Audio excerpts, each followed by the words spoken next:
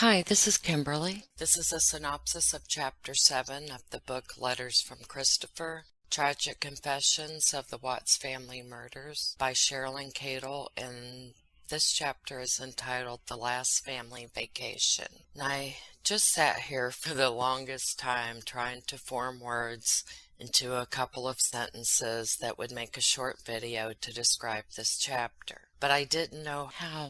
It was like trying to put a puzzle together when I didn't even know what the picture was. So let me start with the edges. That's always a good place on a puzzle that seems to be overwhelming you for whatever reason. Books deserve clarity. They shouldn't be making you constantly think you have misread something. I think this is why it's taking me so long to get through this book. Honestly, I don't know if it's the book or if it's all the ragweed outside, but I've had one giant headache for the last several days. It just so happens to coincide with starting this book.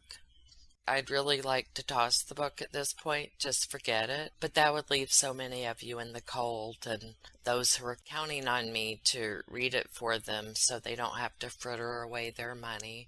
Plus, I don't want to deprive you guys of my pearls of wisdom. When Chris was leaving for the airport to reunite with his family in North Carolina, Chris said that Nikki told him in a text to fix issues with his wife and enjoy time with his family. So this gave Chris the warm and fuzzies. He liked that. He was not feeling pressured. So what did he do when he got there? He slipped his wife a Mickey on the very first night they were back together. This asshole brought Shanann an 80 milligram oxycodone when she complained to her husband, the man who promised to be with her always in sickness and in health. She told him she had a screaming headache, and he told her it was an over-the-counter medication. This poor woman spent the night vomiting, and he just sat back and let it happen and refused to help her because he wanted her to lose the baby.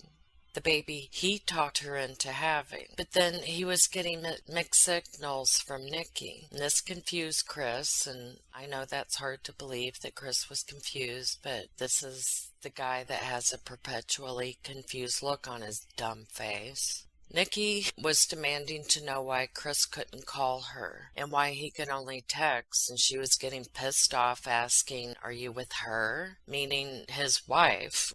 It's not even like this piece of shit was even helping Shanann. But why did it matter if Nikki had lied to him about that? It's not like he was heeding her words of, oh, fix things with your wife and spend time with your family. I just wish Chris had never gone to North Carolina. All he did was torment the shit out of Shanann. He was very cruel. Cruel's not even the word, he was evil. And silly me, I thought this chapter was going to be all about their beach vacation. I would have really liked more detail on this, but we didn't get it.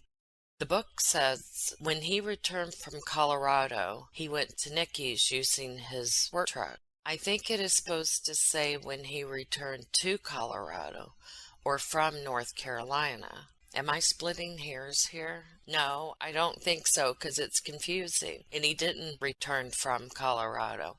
So when he got back to Colorado, this is where Nikki gave him a key to her apartment. He promised Nikki that his relationship with Shanann, you mean that thing they called their marriage? But he promised her it was going to end, even though he had not yet mentioned this to Shanann chicken shit.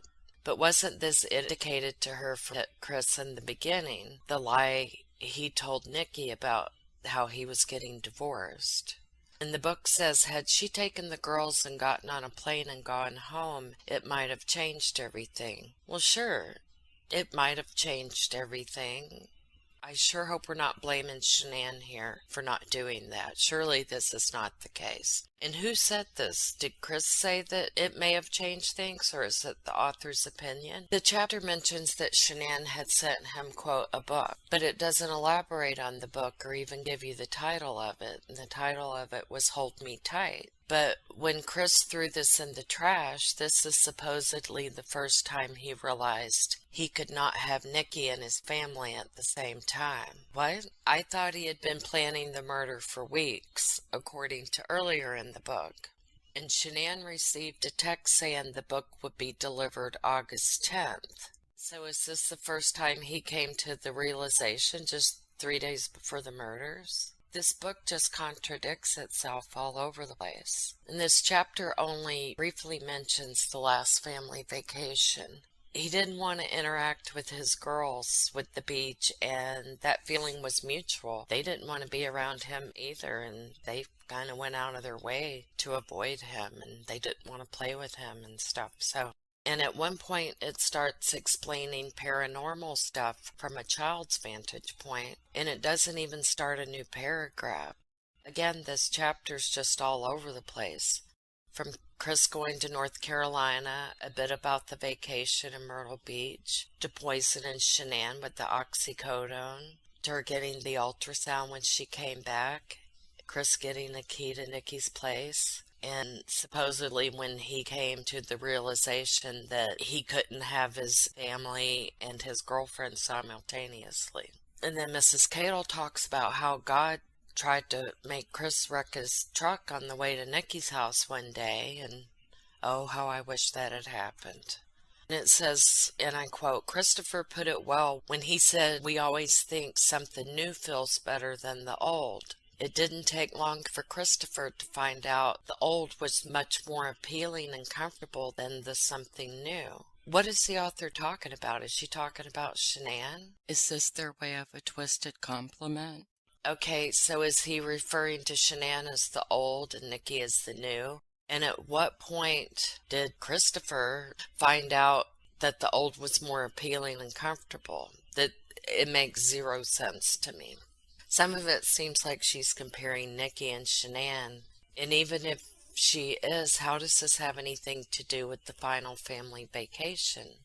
It doesn't. Did Christopher compare Nikki and Shanann? And then a quote, "Yet his actions were so different than anything he had ever shown before."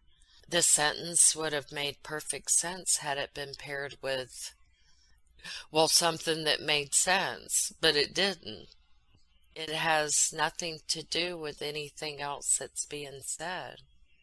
And then this sentence, "He was either trying to rid himself of guilt by going to Nikki's, or he didn't have any guilt at all, which is very possible since he did not feel remorse or guilt after he killed them."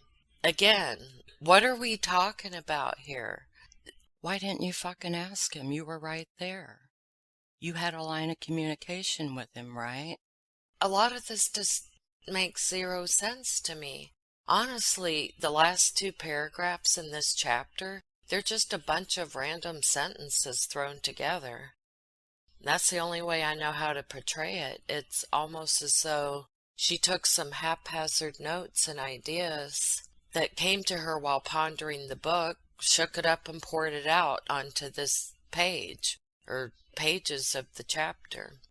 However, had it had something to do with the last vacation, I might not have noticed. And now I feel like I'm being mean and judgmental, but I can't stop myself. She's annoying the fuck out of me that she squandered this opportunity.